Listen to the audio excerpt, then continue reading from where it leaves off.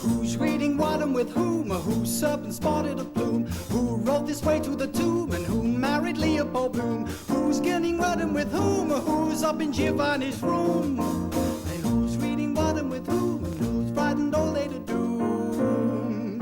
Any literary swats ought to answer the lot and know who's reading what and with whom. And tell me what Tennessee play was a movie called Boom. Tell me who's reading what and with whom.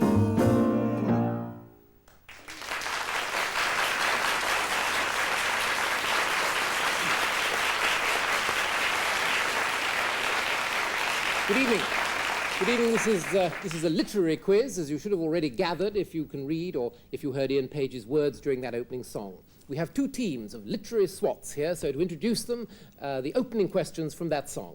Antonia Fraser's team is captained by Antonia Fraser. Now, Antonia, first question, the first line of that song, whose serpent sported a plume? The plumed serpent.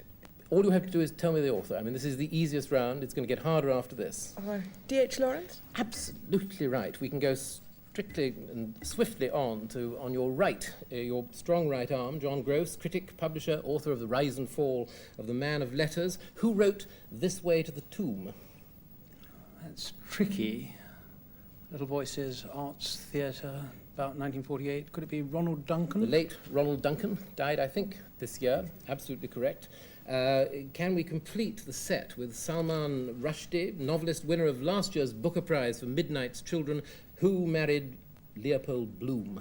Oh, well, she's called Molly. I'm afraid I can't remember her maiden name. She probably wasn't a maiden for very long. We spent all day trying to research it, and we couldn't find it either. So we go on to John Mortimer's team to see if they're easily as impressive. John, from your team, who's up in Giovanni's room? Well, that's one of the very important American novels I've always managed to avoid reading. And it's by a man who's absolutely no relation to Stanley Baldwin, who's called James Baldwin. Slightly darker darker and more interesting in his love affairs, I should think. However, you have the author right than Stanley. I don't know. Well, maybe the new racy version of Stanley Baldwin's if he ever got the life. pipe out, I suppose he was a bit of a raver. Moving on, we perfectly move on to Angela Carter, who's come in just ahead of her question. Angela Carter, novelist and critic, and femme de lettres, I think you wanted to describe as. Yes. What frightened old Ada Doom? It was something nasty in the woodshed, but one never knew what. Right, and the book was by? It was by Stella Gibbons. And it's Cold Comfort Farm. Cold Comfort Farm, exactly. Just to make sure that we've got a full house, Sally Emerson, novelist, editor of the revised and revived and revivified Books and Bookmen. What Tennessee play made a movie called Boom? The milk train doesn't stop here anymore. Absolutely correct, and the movie had Noel Coward, Burton and Taylor in it. Splendid. No marks for anybody because we have one innovation for this quiz, no scoring. Team members will simply imagine the opinions of their readers rising and falling in direct proportion to the brightness of their answers. Right, first round. In this round, you'll hear the voice of a famous writer discussing or describing another famous writer. We want you to identify both. I should point out that the questions are extremely short, so lean forward and pin back your ears. The first is for Antonia Fraser. Here's yours. I must say it's rather funny reading through those volumes, the prefaces, and finding out that this one he took from something, saying, well, I suppose he thought the plot was just a sort of thing you had to have, but that didn't amount to anything. Of course, the way to read is read him in the Oxford book quotations. He really is good. Because, of course, there is a lot of stuff in you could do without. My Lord of Cheltenham or whatever it is. Antonia, do you have a clue about either writer or subject? Speaker or subject? Could the subject be P.G. Wodehouse? The speaker could be P.G. Oh, Wodehouse. I meant the speaker when I said the subject. Wild use of words so early in the programme. Well, then could it be Oscar? No. No, sure. No. I don't know any other writers. We can show you a picture of the other writer. How about that one? Sir Francis Bacon? Or Shakespeare, depending on your taste. Exactly, Shakespeare. Totally correct. It's P.G. Wodehouse at the age of 90, giving his views on excusable Philistinism at the age of 90 on William Shakespeare. We go on to the next one, to the rival captain, John Mortimer. Here is a mystery voice for you. As I know from long personal experience, his books are almost impossible to review. It's easy enough to compose a general dissertation about his idiosyncratic art. But as year by year each book appears, there's singularly little to be said about it except to acknowledge the event gratefully and joyously. I've absolutely no idea. It could be Anthony Powell, is it? No, it's not Anthony Powell. It's somebody whose work with whose work you've tangled. Well, then it's Evelyn Waugh. Speaking. But what made Evelyn Waugh joyous? Anthony Powell, strangely enough. There's a picture coming up, probably, to help you. A picture of him as a young man. I think in his Long Island study, but as a young man, as a middle-aged man. He's P.G. Wodehouse. He is indeed. We had P.G. Wodehouse on Shakespeare He keeps before. on cropping up. I don't understand. We've now finished. We've now finished with P.G. Wodehouse. Do you feel a richer person for your tangling with Evelyn Waugh's work over weeks and weeks and weeks of Bride's Head? Yes, I do. I feel a richer person for having tangled with P.G. Wodehouse. You wouldn't like to attack the whole of the P.G. Wodehouse oeuvre in the same way that you did Bride's Head? No, but I think that tangling with P.G. Wodehouse is perhaps a more productive experience. Do you enjoy P.G. Wodehouse? Very, very much indeed. Second only to Shakespeare and God. And I don't believe in God, so therefore P.G. Wodehouse is the man. It is an extraordinary phenomenon, isn't it, that somebody should have written for so long and been so popular and should not have had any dip, but indeed critical opinion of him should have gone up so much since his death. Yes, because he's the most original user of English prose, apart from the lady sitting on my left and right, that we've had. Is there anybody who misses the charm of P.G. Wodehouse on? Yes, I miss it completely. Do you? I find them absolutely You've tried hard? Yes, I've tried quite hard. You can't try very hard with books that you don't like, because you know pretty soon after about 4 pages that you're thoroughly fed up with them. It's nice that we're not scoring, because you don't lose any of the points that your captain won for your side. And we go to Angela Carter. And here, perhaps something of a trick question, is a lady's voice for you. If the book were to fall into my hands now, out of the blue, I think I would read on, in spite of occasional boredom and irritation, with the goings-on of a group of self-absorbed, emotionally immature and over-glamorized young people. And I think I'd say at the end, yes, this girl has a great deal to learn, but she has some promise. Now, does that speak to you at all, straight away? Well, it's definitely lady, isn't it? I mean, this is a lady and not a woman, isn't it? Or a femme. The only people who wrote in those days were ladies. Okay, and she's talking about perhaps another lady, Jane Austen, is she talking about? No, she's perhaps not talking about another lady. That's the trick in the question. That's the trick in the question. She's talking about Evelyn Waugh. No, she's talking about herself. Is it Ivy Compton Burnett? No, we've got it on. Would you like to concede it to the skipper on next to God on this side? Problem. It's a writer I very much admire, so I recognise it. It's Rosamund Lehman on Rosamund Lehman. Yes, it's we've got a picture of Rosamund Lehman. It's Rosamund Lehman talking about her first novel, which was called Dusty Answer. Dusty Answer, exactly, yes. If you look back on your first book, would you have as charitable a view of it as I thought that rather nice, warm feeling that she had about it? It always amazes me. My first book was a sort of a version of King Arthur, and it always amazes me how readable it is. And then I remember that I had to write it very quickly, so it was one line down the page, you know, that trick. So of course it's readable. Let's go through the first books. John Mortimer, your first book was a novel called Charade, published in 1947. Do you remember, how would you have reviewed that if it came on your desk now? Well, it was terribly good. And it actually, it was extremely good, and it got wonderful notices. And someone said, not for 15 years have I read such a good book, and I couldn't think what the hell he'd read 15 years ago. The ones I wrote after that weren't so hot, but the first one I wrote was very good. Sally, your first book was only published in 1980. Did you have an immediate reaction against it? I thought it was absolutely awful. I couldn't understand why anybody liked it. But then I reread it about a few weeks ago, because I've got the same characters in my next book, so I had to. I thought it was really rather a remarkable book.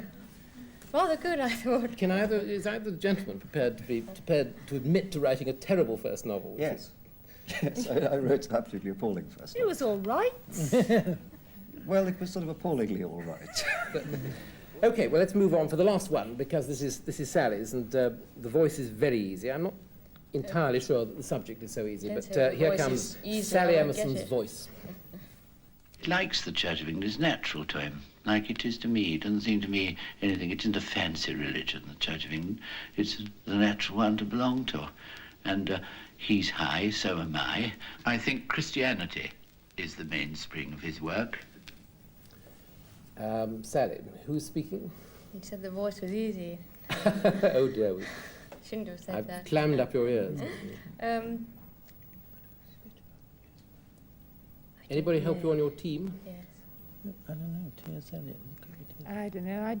John Betjeman, like It's we're in John both Betjeman's houses. voice, and the question is who he's talking about. Did you say he was talking about T.S. Eliot, John, I said, on yeah. Sally's behalf? Yes. You were absolutely right. It was John Betjeman talking about T.S. Eliot, and that's the end of round one. And since we have no score, both teams are equal at the moment and both doing extremely well. Round two, and since this is a television quiz, it has to be relentlessly visual. And we're now going to show you, for no extra charge, 2 extracts from feature films adapted from famous literary sources with varying degrees of success. John Mortimer's team, look carefully. Here is the first.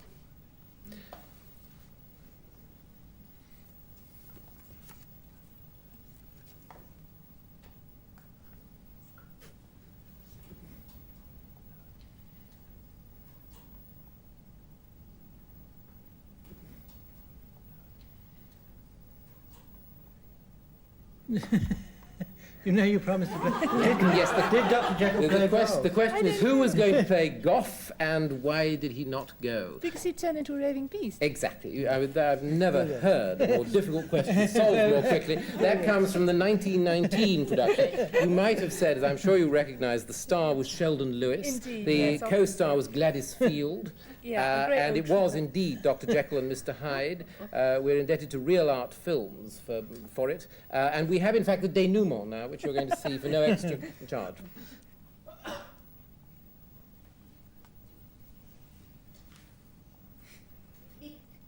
He's going to do it. Keep taking the tablets. This is where the acting starts. That would really affect his force swing or Some whatever. very, he do. very subtle editing coming in. Now, yes. And I think a round of applause for Sheldon Lewis. Right, the second one is much more difficult. It's an American interpretation of a European classic novel, and it's for your team, Antonia.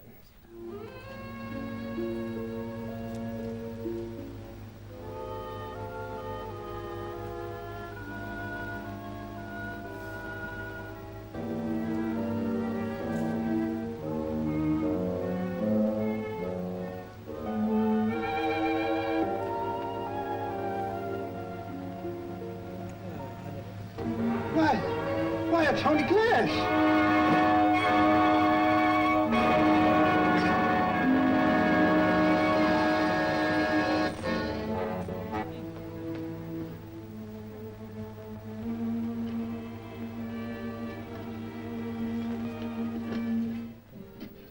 You should know that this being Hollywood, they changed the sex of one of the Yes, principal you've characters. heard that. Yeah. They know on this side, but they're not being asked. On this side, they also know, so they should be asked first. We think it's Crime and Punishment. You're absolutely right. I suppose there's really nothing else to say about that. We all know who wrote Crime and Punishment. The movie was called Fear. Anybody who's an admirer of the director Alfred Zeisler will have seen about 1 minute of his work. It starred Peter Cookson and Warren William, none of whom we see much about on the screen these days. So we move on. Honours even, still. And here's a brand new old song by Carol Brahms and Ian Page. In fact, they have embedded 11 popular song titles in it. These titles, in turn, are all literary quotations. Now, we want both teams to see how many literary sources they can turn up for us. And to sing the song, the composer, Ian Page.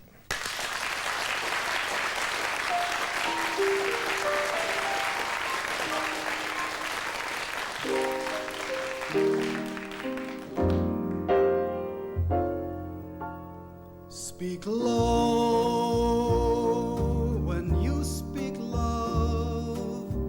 It is to be or not to be. You'll know if you speak love that you're between the devil and the deep blue sea. I am always true to you, darling, in my fashion. I have been since the days of wine and roses. You are my motive, my cue for passion, a sentimental journey which my heart proposes. I came to wife it wealthily. Of thee I sing, baby, to my surprise. Oh, love thy neighbor, love me stealthily, and do speak low. The night has 1,000 eyes. But speaking low, I feel I have to say that I don't think I'll fall in love today.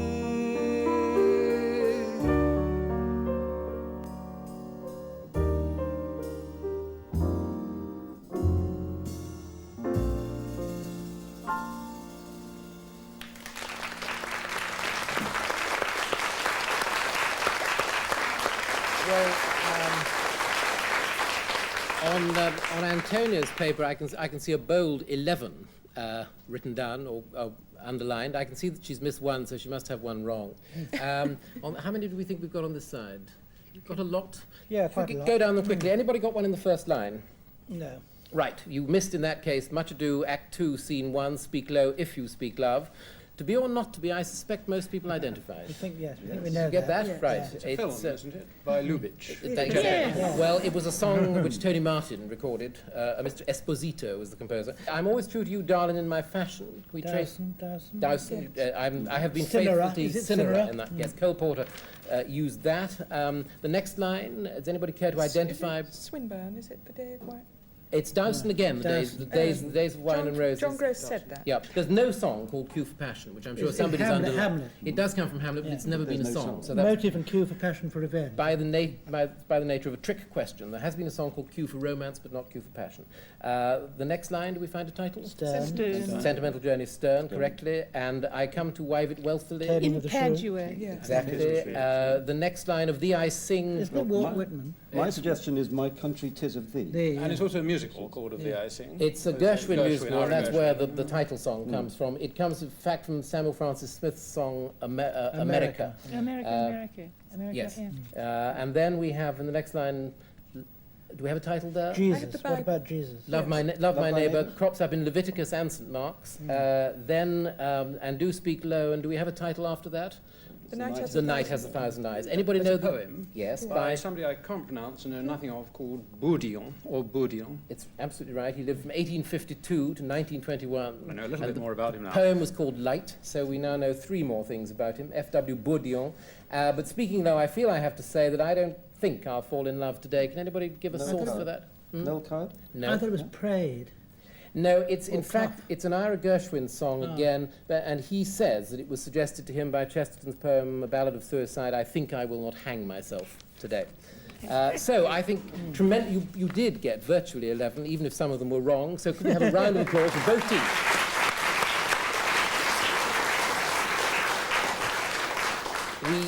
We call this next round Near the Knuckle, because we're going to give you 2 quotations in which a famous writer discusses or describes a near relative.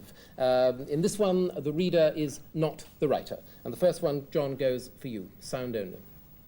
He never objected to the idea of rest, but if you had mentioned that you were at work on a book, a look of intense concern would immediately be seen to fix itself on his face, and he would issue in a tone suggesting that you were proposing something rash beyond hardihood. such as trying to swim the Atlantic for a wager, one of his customary and familiar warnings. Oh, I shouldn't do that if I were you. You'd better drop the idea at once. My cousin Stephen Arthington had a friend who utterly ruined his health by writing a novel. It's somebody's father who doesn't want him to write books much. Yes, that's true of most fathers. Yes, it isn't Robin Morm, is it? No. His father had all his books, just bought them up and had them destroyed. It's not quite the same No. generation. Generation back, that's the man in question. Is that his father? Or That's the father.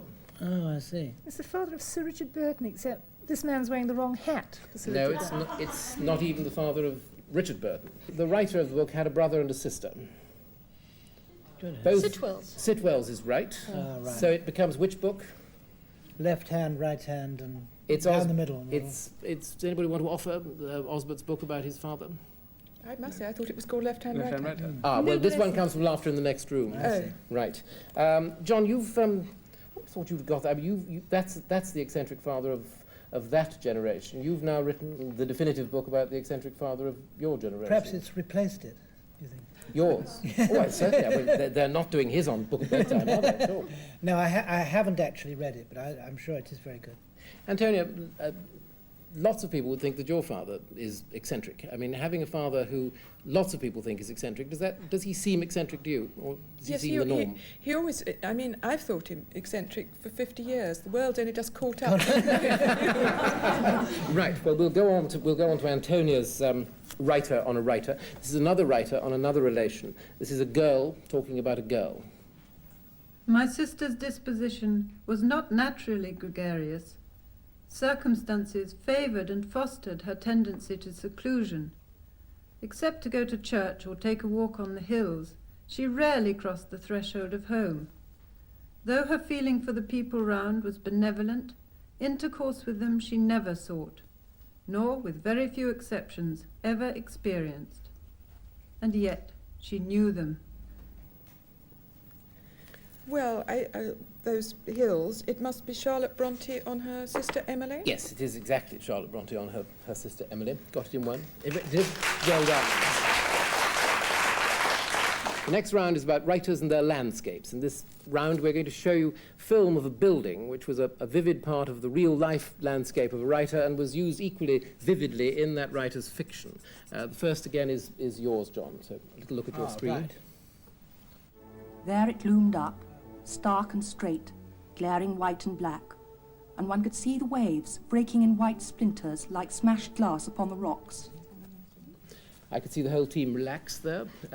Who's going to speak for you? Well, is it a lighthouse? Yes, it is a lighthouse. And are we going to it, this lighthouse? You could be. I mean, It's a real lighthouse. That's a real lighthouse. Yes, there is. Did you not know there was a real lighthouse? No, I'd always assumed it was some sort of phallic and imaginary lighthouse. Would somebody care to answer the question first before we go into a discussion of the work? If you answer the question correctly, you might get a round of applause. Yeah, we'll get a round of applause. Note that you're going to it across the waves. Yeah. Miss Virginia Woolf and her lighthouse. Right, round of applause for John Mortimer and his team. Thank you, everyone. Do you know where the real lighthouse was set? I'm afraid I don't. I always thought it was an imaginary lighthouse, too. It was transmuted, I suppose, but John has the answer over here. St Ives, wasn't it, or Cornwall? Yes, it would be Cornwall, yes. Yes, the Wolves went every summer in their mobile home to But dive. it's Skye in the book. Their imaginary mobile home goes to Skye in the book, doesn't it? Yes, exactly. We now come to Antonia's team. We have a second landscape, perhaps not quite so familiar, but that shouldn't stop your team identifying it, even in translation. Heavy clue, Antonia. As one drew near, gathering close about his long, dark cloak, sheltering from the wind on the open plain, as a shepherd gathers his sheep, the woolly grey backs of its flocking houses. Yes. Daring use of the adjective flocking houses. Then. Is it the person that Monty Python once used to refer to as Proust? Yes, it is indeed. And can you give me, so you get to, let's have the equal round of applause for a totally correct answer on that side. And can you tell me what he called the village around which that Yes, nestled around? he called it Cambrai, and it's really called Illier. That's Right. We go on to the next round. We go back again to sound clues for our clues. This time you're going to hear some of the most famous quotations in English literature translated into exotic, filthy foreign languages. To show how kind we're being, we shall put the least famous quotes in the more familiar languages. Sally, we'll start with you with a very easy language. C'est une vérité universellement reconnue qu'un célibataire en possession d'une importante fortune ne peut se passer de femme. Aussi, lorsqu'il s'installe dans une nouvelle résidence, cette vérité est tellement ancrée dans l'esprit des familles environnantes qu'il est immédiatement considéré comme la propriété légitime de l'une ou l'autre de leurs filles. I'm sure you can... Beginning of Pride and Prejudice. Yeah. Yes, absolutely right. By Jane Austen, and the Jane language Austen. in which... French. Well done, Sally. It's tremendous. Getting Jane Austen was easy, but getting French was really quite tricky. John Gross, here's one in another foreign tongue for you. Fu il tempo migliore, fu il tempo peggiore. Fu l'epoca di saggezza, fu l'epoca di buffoneria. Fu l'epoca di fede e l'epoca di incredulità. Fu la stagione di luce e la stagione del buio. Fu la primavera di speranza e l'inverno di disperazione. Abbiamo avuto tutto davanti a noi ed anche nulla di fronte. Ci siamo piantati sulla strada andare al paradiso e anche quella strada andare all'inferno. That's it. I think that's Carlo Dickens. Carlo Dickens. And it's A Tale of Two Cities. Right. I think. Carlo Dickens. What did you think it was going to be, Antonia? I thought it was Ecclesiastes. That would have been more improving, Yeah. but it wouldn't have been the right answer. So we go on to Angela Carter. Here is yours. Mein Herz tut weh und dumpfe Starrheit presst den Sinn, als hätte Schierling ich getrunken oder eine zähes Rauschgift bis zum Rest geleert und wäre leterwärts versunken.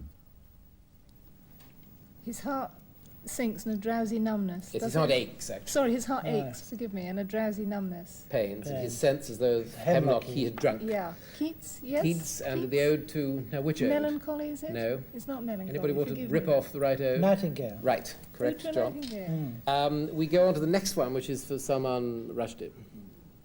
Αύριο και αύριο και αύριο γλιστράει με σερνάμενο βήμα από μέρα σε μέρα ως την ύστερη συλλαβή του χρόνου. Κι όλα μας τα χτες φωτίσαν σαν γεριά το δρόμο των μωρών στο χωματένιο θάνατο. Well, it's tomorrow and tomorrow and tomorrow. Yes. It's, like, it's Greek. Yes, it's modern Greek, I think we can say, can't we? Quite safely, yes. Both. That's very good. Now we have one for team captain John Mortimer. I shan't get Test- it. 明日が来たり明日が去りまた来たりまた去って時は忍び足に小刻みに記録に残る最後の1分まで経過してしまう。 Well, how about that? I've got the remotest idea. You've been told the right language by your colleague on the left. What did you say it is? It's Japanese. Yeah. I'm very unfamiliar with the Japanese language. I haven't got the slightest idea what it is. Anybody, any fluent Japanese speakers over there? To be or not to be? No.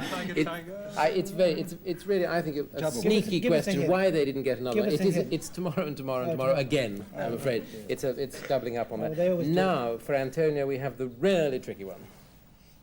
Kuwa au kutokuwa? Hilo ndilo swali.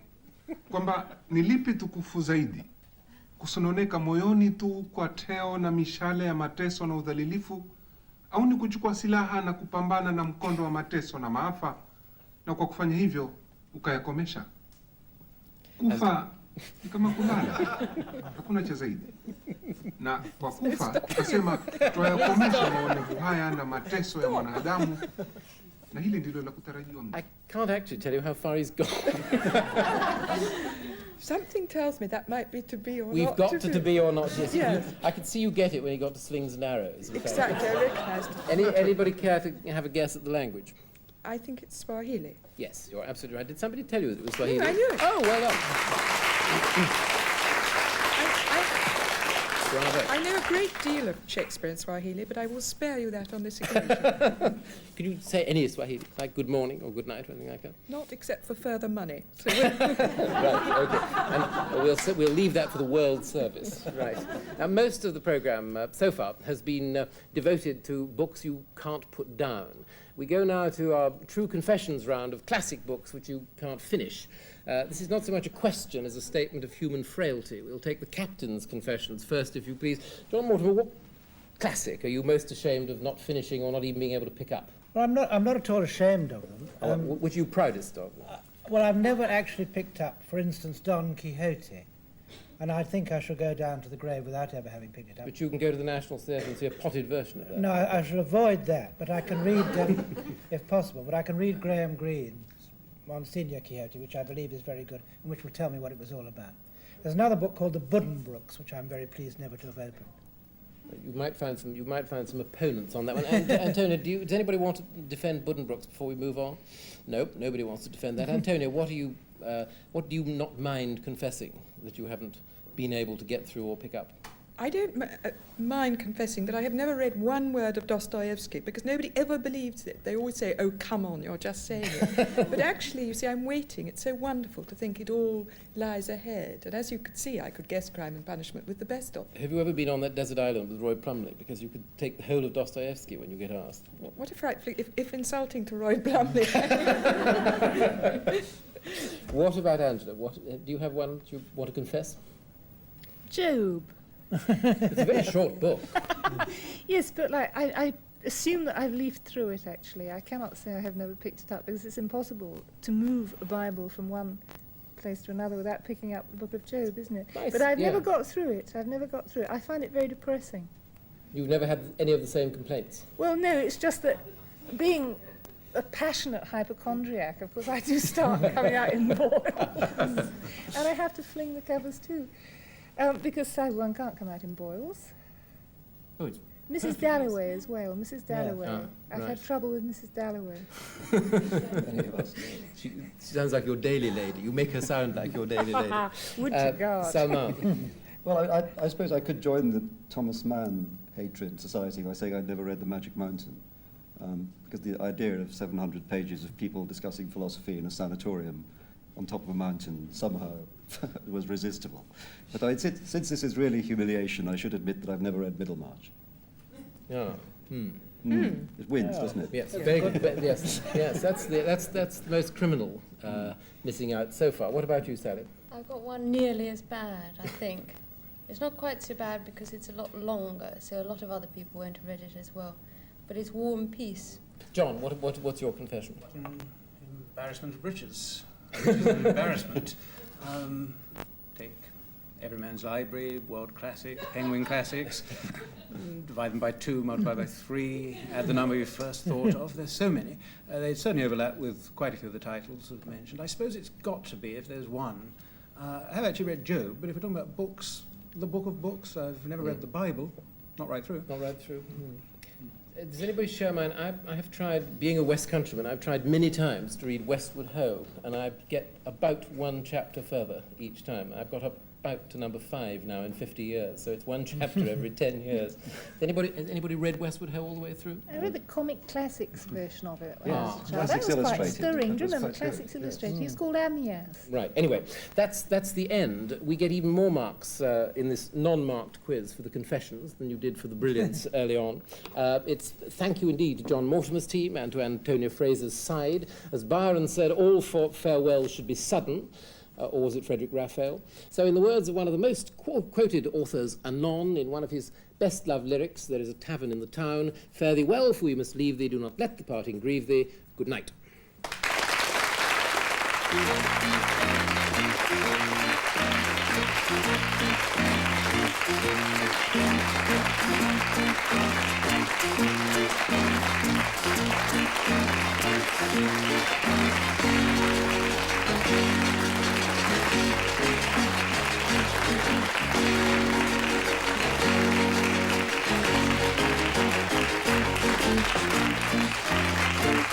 Thank you.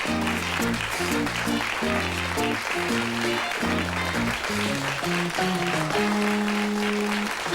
you.